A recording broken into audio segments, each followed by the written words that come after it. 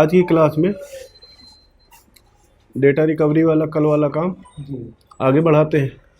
कल क्या क्या किया था हमने इस सेट में? पहले तो चेक किया सॉर्टिंग, ठीक है।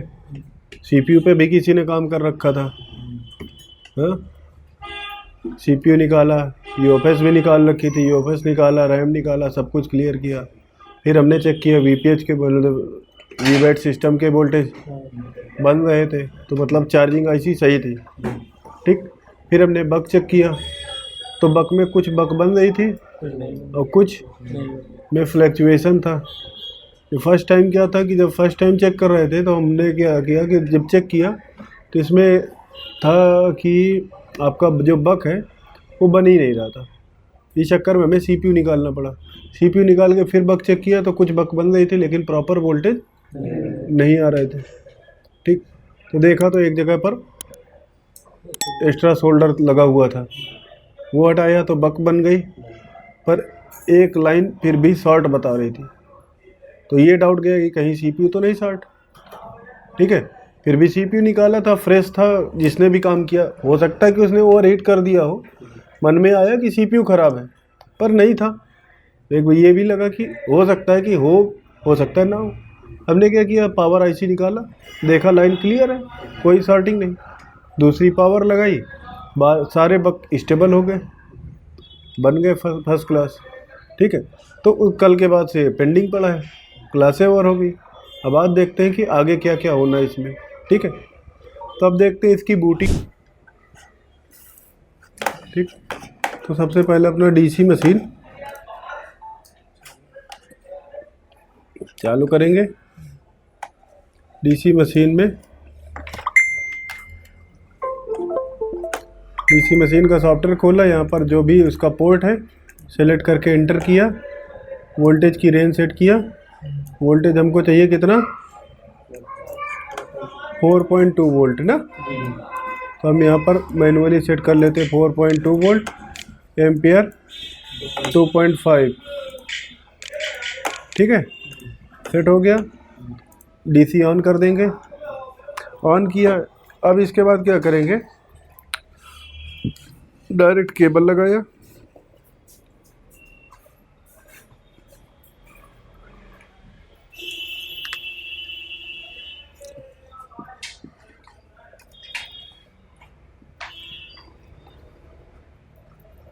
केबल लगा के इसकी बूटिंग टेस्ट करते हैं,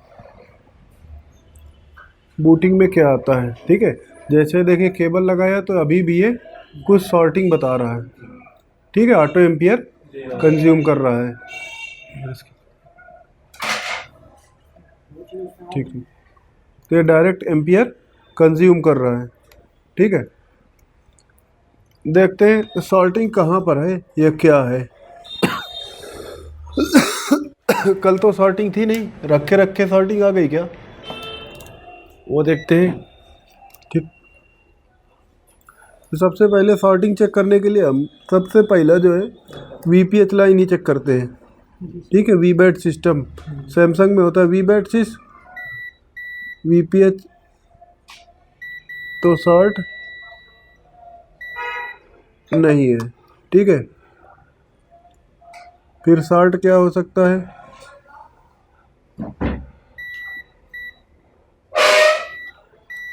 ये आईसी हमने कल निकाला था क्योंकि बूटिंग नहीं ले रहा था। हो सकता है कि आईसी उलट के लग गई हो, पलटी लगी हो, तो उसको भी सही से लगा के एक बार देख लेते हैं क्या है, कहीं इसी की वजह से तो शॉर्टिंग नहीं आ गई,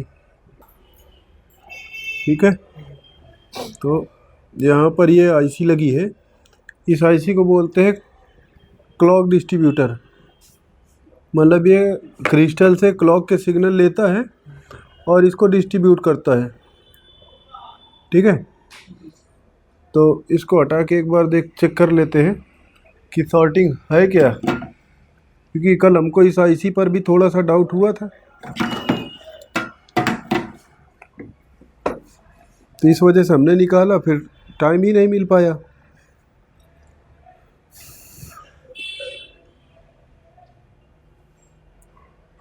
तो देखिए अभी हमने लगाया ये आईसी, शायद हमसे ही गलती से पलट के लग गई थी। ठीक है, सॉर्टिंग किसी तरह की नहीं है, ये हम ऑन किए ये। ठीक है, अभी क्या है कि अगर ये क्लॉक डिस्ट्रीब्यूटर नहीं लगा, क्लॉक डिस्ट्रीब्यूटर नहीं लगा, फिर हम सेट को ऑन करेंगे तो इसकी बूटिंग चेक करिएगा क्या आ रही है, कितना जा रहा है 38 51। ठीक है, अभी चूँकि बोर्ड गर्म है, ठीक है, अभी ठंडा हो जाएगा तो ये बूटिंग मोस्टली मैक्सिमम ये मान के चलिए कि 38 या 39 बस अप्रोक्स इतना जाएगा। अभी बोर्ड थोड़ा सा हीट है, अभी निकाला है तो इसकी वजह से। तो एक बार आईसी को हम सही से सीधा करके लगा लेते हैं, फिर देखते हैं। टीजर में तो नहीं है।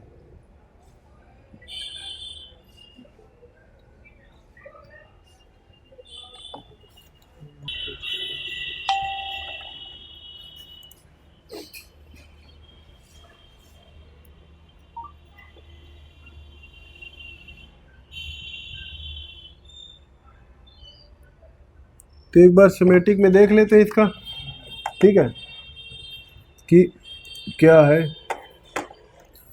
ये आईसी की लोकेशन।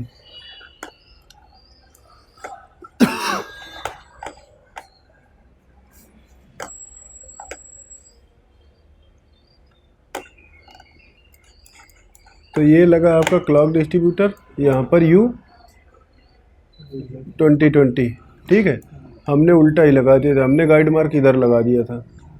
ठीक है, यहाँ पर क्या है कि यहाँ से VPH लाइन आती है इस कैपेसिटर से C2998 को, तो 2098 से। ठीक है, इससे आके यहाँ पर VPH की लाइन से क्या होता है कि एक कॉइल लगी और कॉइल से होके यहाँ पर VPH इन होती है। ठीक है, अपने केस में क्या है कि यहाँ पर कॉइल लगी ही नहीं है, दिख रहा है। तो हमने क्या किया, थोड़ा सा सर्किट मॉडिफाई किया, कॉइल की जगह हमने डायरेक्ट जंपर अप्लाई कर दिया। बाद में कॉइल लगा देंगे, अभी टेस्ट करने के लिए हमने यहाँ पर केवल जंपर लगा दिया था।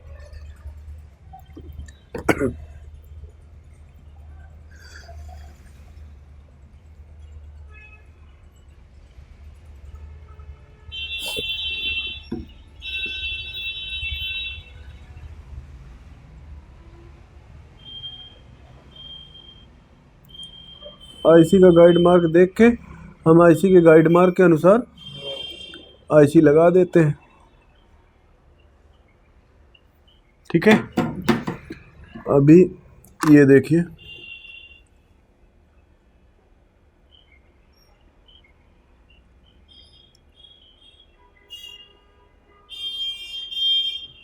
ठीक है, ये गाइड मार्क है इसका।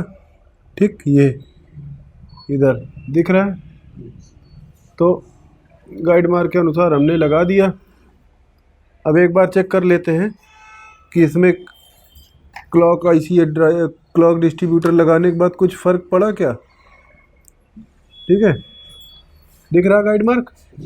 ठीक है, तो गाइड मार्क हमने सही लगा दिया। अब हम क्या करेंगे, डीसी पर जाना है, डीसी पर देखना है कि इसकी बूटिंग क्या आती है। ठीक है, तो सेट में सिर्फ आपका इस समय लगा है केवल CPU, केवल CPU लगा है, ना तो UFS लगी है और ना ही इसकी रैम लगी है। ठीक है, डीसी चालू किया हमने, डीसी चालू करने के बाद इसको ऑन करके देखते हैं कि क्या होता है। बूटिंग दिया, अभी भी 28 पर ही जाके ये रुक रहा है। तो सोई हमें कल भी डाउट था कि आईसी ख़राब है, हो सकती है। ठीक है, इस चक्कर में हमने निकाला था। अब इस आईसी को हम एक बार चेंज करके ही देखते हैं। अच्छा, इसका स्कीमेटिक देखना है, काम क्या है इसका। तो वैसे तो हम बता ही चुके हैं कि ये क्लॉक के सिग्नल इधर से उठा के और डिस्ट्रीब्यूट कर देती है। अगर इसको देखना चाहते हैं तो देख भी सकते हैं।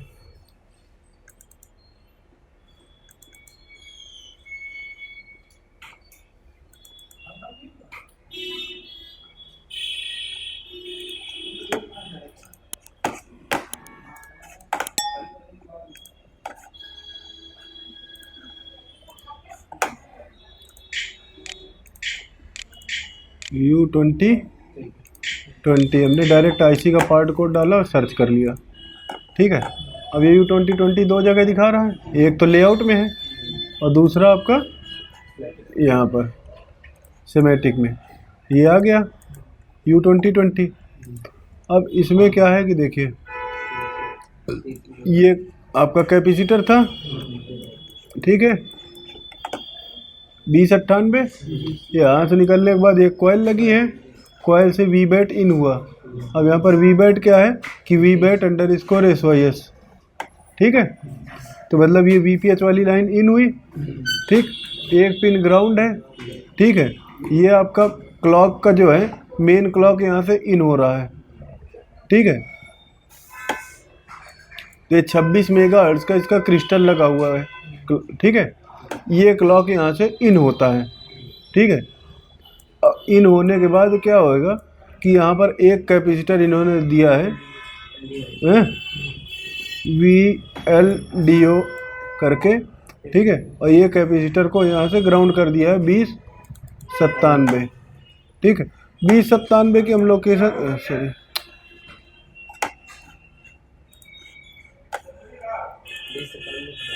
2097 देख लेते हैं।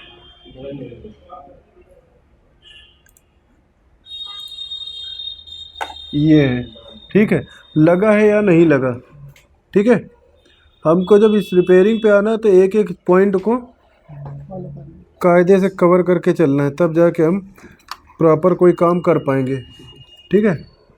तो यहाँ पर 2097 देखिए, तो कैमरे पे दिखाऊँ आपको, ये नहीं लगा हुआ है, ठीक है। तो हो सकता है इसकी वजह से क्या होगा कि आईसी काम नहीं करेगी क्योंकि ये एक रेफरेंस के तौर पे लगा हुआ है, ठीक है। हमने बताया था ना, अभी परसों भी बताया था कि जहाँ पर भी सिंगल कैप लगा है वो लगाना मस्ट है। हाँ, तो ये सिंगल है इस लाइन पर, तो लगाना ही पड़ेगा, इसमें नो डाउट, ठीक है। इसकी वजह से हो सकता है ये आईसी एक्टिव नहीं हो रही, तो ठीक। तो है क्या कि 2 पॉइंट तो इसके ग्राउंड है, ठीक है। यहाँ से क्या है, TC100 का इनेबल आ रहा है, ठीक है। और यहाँ से मेन क्लॉक जो है वो क्रिस्टल से होके 26 मेगाहर्ट्ज़ की क्लॉक इन हो रही है इसमें, ठीक है।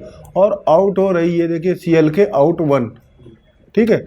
CLK आउट 1 पे क्या है कि यहाँ से गया और ये 3 हिस्सों में बढ़ गया, ठीक। एक चला गया PMIC _TC100 26M मतलब 26 मेगाहर्ट्ज़ का, ठीक है। फिर दूसरा WLBT मतलब वाईफाई और ब्लूटूथ के लिए, ठीक है, TC100 _in_26 मेगाहर्ट्ज़, ठीक है। और फिर इसके बाद आपका AP _TC100 _26 मेगाहर्ट्ज़, ठीक। तो हुआ क्या कि ये 3 जगह डिवाइड हो रहा है। अगर ये क्लॉक सही नहीं काम करेगा तो आपकी पावर आईसी सही काम नहीं करेगी, ठीक है। अगर ये क्लॉक नहीं काम किया तो आपका ये क्या कहते हैं वाईफाई ब्लूटूथ काम नहीं करेगा, आपका ये AP हो जाता है, आपका एप्लीकेशन प्रोसेसर मतलब CPU काम नहीं करेगा, ठीक है। तो आपका पावर से बग तो बन रहा है लेकिन पावर आईसी प्रॉपर वर्क नहीं कर रही, ठीक है, क्योंकि आपकी ये क्लॉक तो बन नहीं पा रही, ठीक है। अब ये कैपेसिटर है, इसकी वैल्यू तो अपने को पता है नहीं, ठीक है। तो हम क्या करते हैं, सेम कोई बोर्ड उठाते हैं वही सेम है। तो अपने पास ये बोर्ड है A50 का, ठीक है, सैमसंग A50 का बोर्ड है, इसमें से देख लेते हैं।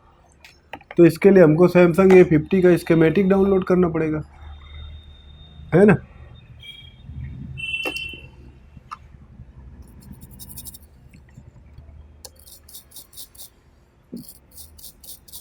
इसका भी निकला हुआ है, इसका भी कैपेसिटर निकला हुआ है। चलिए कोई बात नहीं, अपने पास और भी स्टॉक होएगा।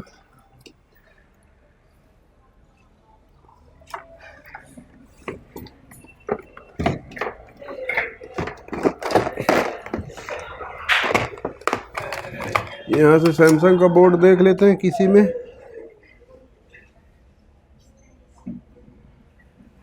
इसमें लगा है, ये भी सैमसंग A50 का बोर्ड है, ठीक है। तो इसकी पिन नंबर जो है B1 में लगा हुआ है, ठीक है, कैपेसिटर। हम आ गए यहाँ पर, ये IC है, ठीक। ये तो ये पहली पिन हो गई A1, ठीक है, जिसमें VPH इन होता है। दूसरी हो गई B1, फिर तीसरी C1, फिर चौथी D1, ठीक है। तो हमको निकालना है B1 वाला कैप, है ना। हमने ये B1 वाला कैप निकाल लिया। अब इसके लिए आपको मेहनत करने के लिए, पता है, आपको जब रिपेयर करना है तो कुछ लोग पूछते आपको कैसे पता कि ये कैपेसिटर यहाँ पर कैसे लगा है, आप डायरेक्ट वहाँ कैसे पहुँच गए। हाँ भाई, ना हमने स्कीमेटिक ढूंढा ना कुछ किया, और डायरेक्ट इसी IC पर कूद के पड़े। कैसे पहुँचे? क्योंकि हमने पहले कर रखा है, ठीक है। और आपको करना पड़ेगा ये सब। पहले सेम मॉडल ढूंढो, सेम मॉडल नहीं मिल रहा तो जो ये मॉडल, ये IC जिसमें लगी है, ठीक है, वो बोर्ड ढूंढो, फिर उस बोर्ड का स्कीमेटिक निकालो, फिर IC की पिन नंबर के अकॉर्डिंग देखो कौन सी पिन पे कौन सा कैपेसिटर लगा है, ठीक है, कौन सा गायब है कौन सी पिन से, वो आप निकाल के लगाओ।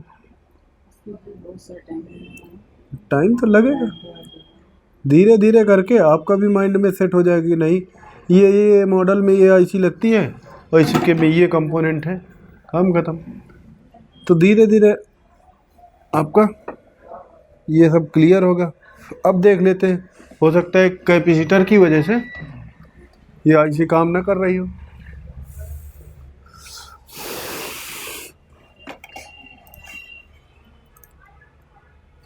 कोराड पर बूटिंग फिर से टेस्ट करते हैं।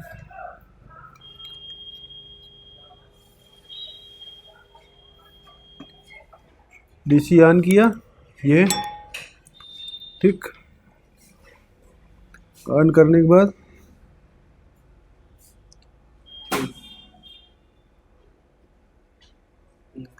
अभी भी 30 तक ही गया, ठीक है।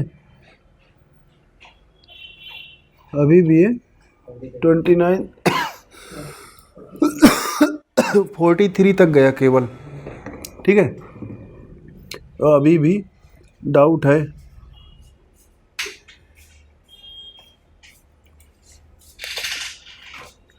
हम क्या करते हैं कि ये IC भी हम उठा ही लेते हैं, ठीक है, और कोई दूसरे मोबाइल से निकाल के ये IC भी लगा देते हैं।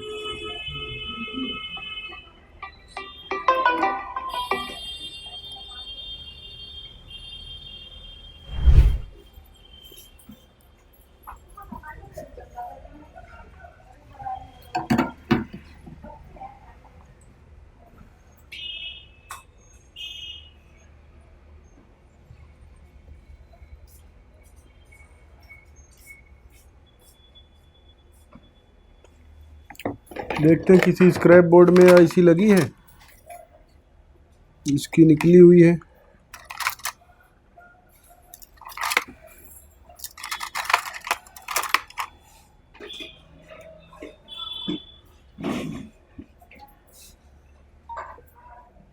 इसमें लगी है, तो एक IC अपने को मिल गई। ये ICयाँ क्या है कि मार्केट में आपको ढूंढने से मिलेगी नहीं, इनके लिए आपको स्क्रैप बोर्ड ही चाहिए होगा। नहीं, IC आपको मिलेगी बड़ी, जो डेली ख़राब होगी वो मिलेगी, ठीक है। जिस IC की कोई रिक्वायरमेंट ही नहीं भी स्पेशल, वो IC नहीं मिलेगी।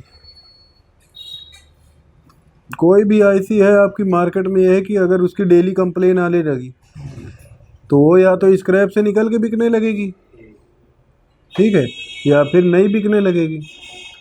और IC अगर आपकी डिमांडेड नहीं है तो मंगाने वाला भी संकोच करता है, पता नहीं यूज हो कि ना हो, पैसा फंसा के हम बैठ जाएं।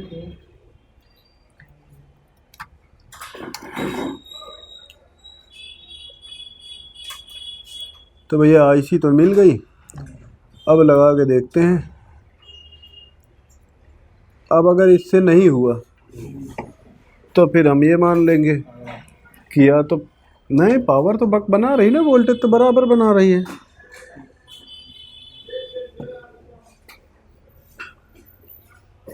कि भैया इसका सीपीयू भी फेल हो सकता है। ठीक है, अच्छा उसके लिए फिर क्या है, हमको डीएसओ उठाना पड़ेगा। डीएसओ से ये सप्लाई जो इसकी इन हो रही है 29 मेगाहर्ट्ज की, ठीक है, वो चेक करनी पड़ेगी और 29 मेगाहर्ट्ज का आउटपुट भी चेक करना पड़ेगा। ये लो हमने दूसरी आईसी लगा दिया। अब इसको चेक कर लेते हैं। अभी भी उतना ही जा रहा है। मे भी सीपीयू इसका ख़त्म हो चुका है।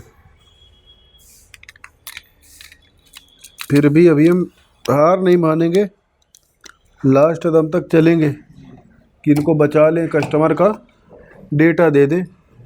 जतन करने पड़ेंगे हमें, क्या क्या जतन करने पड़ेंगे देखते हैं।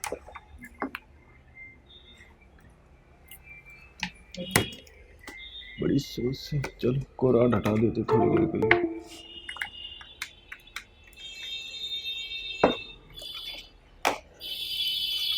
एक बार ये देख लेते हैं कि क्या सीपीयू पोर्ट बना रहा है, साथ में वो भी चेक कर लें।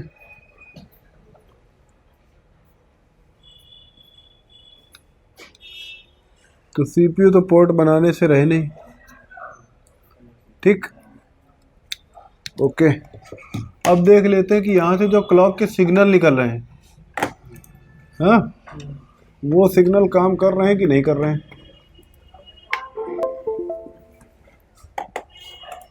तो क्लॉक के सिग्नल जो निकल रहे हैं, अपना एप्लीकेशन हमें क्या किसका चाहिए, सीपीयू का। हमने इस लाइन पर क्लिक किया, सर्च कर लिया लाइन कहाँ जा रही, तो 1 2 3, एक तो ये हो गया, ठीक है, दूसरा ये यहाँ पर आ गया, ठीक है, और तीसरा ये यहाँ पर इसके ऊपर, मतलब सीपीयू में 2 जगह से जा रहा है।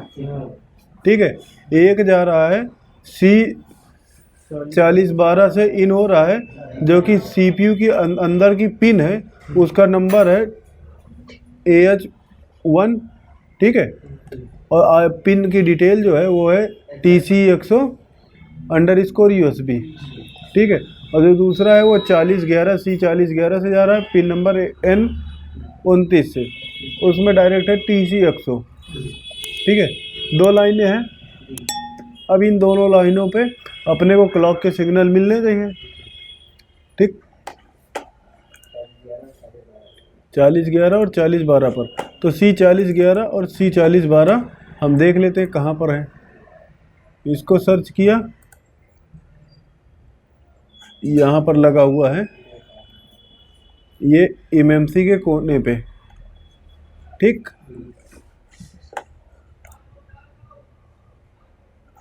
और 4012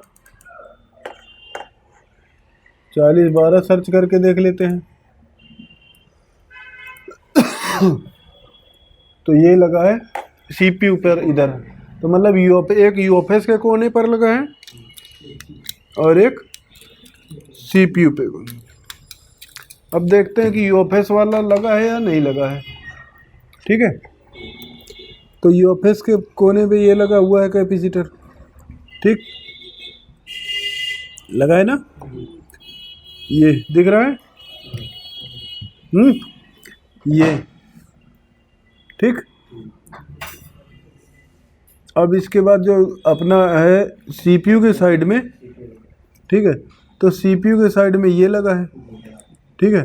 यहाँ पर थोड़ा सा ग्लू है, हो सकता है ये ड्राई सोल्ड हो, वो वाला तो फिक्स लगा हुआ है। हम इसको देख लेते हैं कहीं ये ड्राई सोल्ड तो नहीं है कैपेसिटर।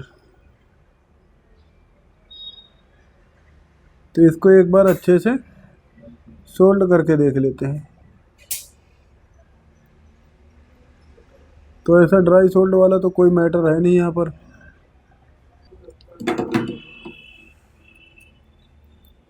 ये हो गया। अच्छा, यहाँ पर एक कैपेसिटर ये गिरा हुआ है, हाँ, ये कैपेसिटर यहाँ से गिरा हुआ है, रुकिए दिखाते हैं आपको। इसको हम यहाँ सेट कर देना तो आपको समझ में आता रहेगा। ये सेट हो गया इधर, है ना। तो यहाँ पर क्या है कि ये कैपेसिटर एक गिरा हुआ है ये, ठीक है। इस कैपेसिटर को देख लेते हैं सिमेटिक में है क्या ये। तो ये सीपीयू है, इधर ये कैपेसिटर लगा हुआ है C700008।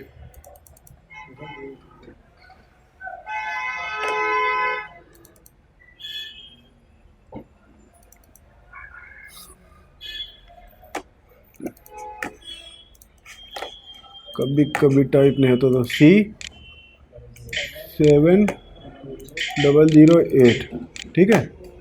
सर्च किया, ये हो गया दूसरे में ये, और पहला सिमेटिक पे आ गया, ठीक है। तो ये यहाँ से आके चला गया इसमें कनेक्टर में, ठीक है। तो कैमरे की VDD IO पे है 1.8 वोल्ट की लाइन, तो ये कैमरे उसमें है, तो इससे कोई मतलब नहीं है। अगर ये CPU की लाइन पे होता तो एक बार ऑन करने पे इस पर होता कुछ रोल, ऑन करने का इससे कोई मतलब है नहीं, ठीक है। तो ये हो गया आपका क्लियर कि यहाँ से नहीं है।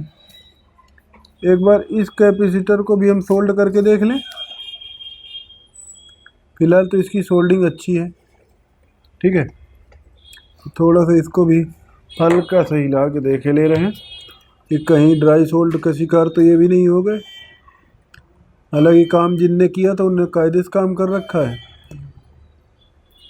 बनने ना बनना वो बात की बात है। अगर CPU फेलियर नहीं निकला तो बन जाएगा, CPU ही फेलियर होगा तो फिर कोई बात ही नहीं।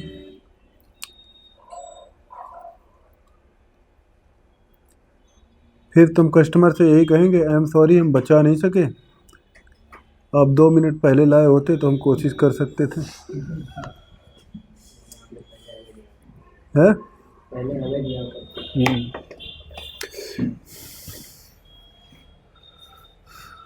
नहीं तो काम बहुत ज़्यादा हो चुका है ना। देखिए यहाँ के ये देखिए ये यहाँ से सेंसर गिरा हुआ है, यहाँ से पूरा LDO वगैरह की लाइन यहाँ से निकली हुई है, ठीक है। कल तो पूरा डायग्नोस कर ही लिया था। साथ में यहाँ पर क्या है, बोर्ड फूला हुआ है, यहाँ पर कुछ कंपोनेंट यहाँ से तोड़ रखे उनने। चलिए अब बूट करके देखते हैं एक बार, बूटिंग पे कुछ सुधार आता है कि नहीं आता।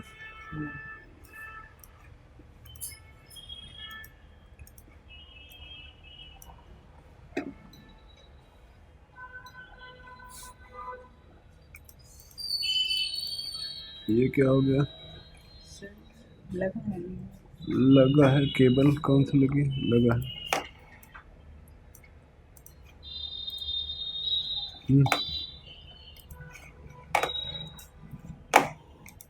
बताइए सर। नो कमी, नो कमी।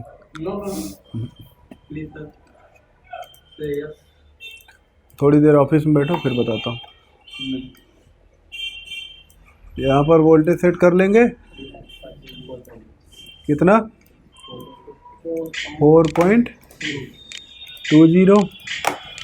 यहाँ पर एम्पियर 2.500, ठीक है। ऑन किया,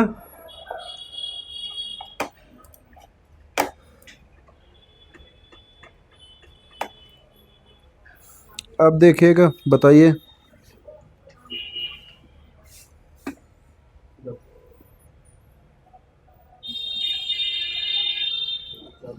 $24, ठीक है। अब हम श्योरिटी के साथ कह सकते हैं कि इसका CPU ख़त्म हो चुका है, ठीक है। तो कहने का मतलब है कि एक एक स्टेप बाय स्टेप चेक करो, सब चीज़ किया। हमें लगा कि डाउट है क्लॉक वाली, क्लॉक डिस्ट्रीब्यूटर IC ख़राब होगी, वो बदल दिया। वहाँ का कैपेसिटर गायब था, वो बदल दिया। शुरू से देखा जाए तो बहुत काम किया, कनेक्टर वगैरह से डैमेज था, ठीक है। का ये था कि डेटा निकल जाए, कस्टमर का कहना था भैया कैसे भी करके मेरा डेटा निकल जाए। अब अगर इसका CPU सही होता, यूएफएस सही होता तो डेटा बचा लेते। ठीक है, तो ये तो ऑपरेशन फेल रहा। ठीक है, क्या करें, बंद किया जाए, दूसरा केस देखा जाए, क्योंकि अब इसके आगे कोई ऑप्शन नहीं, इसके आगे यही ऑप्शन है कि अगर हमें टेस्ट करना है तो अब ये CPU हटा के कोई दूसरा CPU है वो लगा के देख लेंगे। अभी बूटिंग कर देगा ये, अभी जस्ट इसका CPU दूसरा कोई लगाएंगे और फिर बूटिंग से टेस्ट कर लेंगे, तो वो है। चलिए, एक बार पोर्ट नहीं बन रहा, साथ में हम क्या करते हैं, अब इसका यूएफएस एक बार लगा लेते हैं। ठीक है, इसका यूएफएस भी लगा लेते हैं साथ में।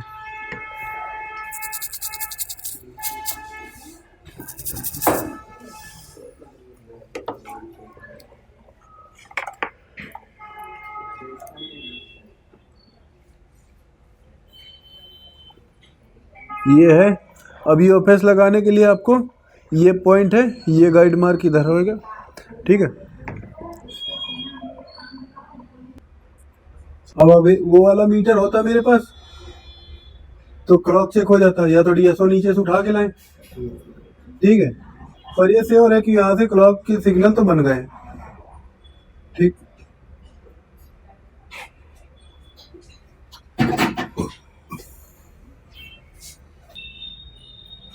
अभी यूएफएस लगा दिया तो 98 की बूटिंग ले रहा है। ठीक है, पर सीपीयू अभी भी पूरी तरह से चालू नहीं हो रहा, ये देखिए। ठीक है, अब जो यूएफएस के वोल्टेज है वो पावर आईसी बना रही है तो उसका कंजप्शन ले लिया, लेकिन सीपीयू को क्या करना है कि सीपीयू को यहाँ से चालू हो जाना है। चालू होएगा तो PS वोल्ट भेजेगा पावर आईसी को। ठीक है, सीपीयू को लोड होना चाहिए, वो चीज़ हो ही नहीं रहा। पावर आईसी अपना काम कर रही है, अगर क्लॉक ना बन रहा होता तो ये पावर आईसी क्लॉक काम ही नहीं करता। ठीक है, ये वोल्टेज बनता ही नहीं, यूएफएस लगा दिया हमने। ठीक है, तो यूएफएस का कंजप्शन करने लगा, मतलब पावर आईसी अपना पूरी तरीके से काम कर रही है।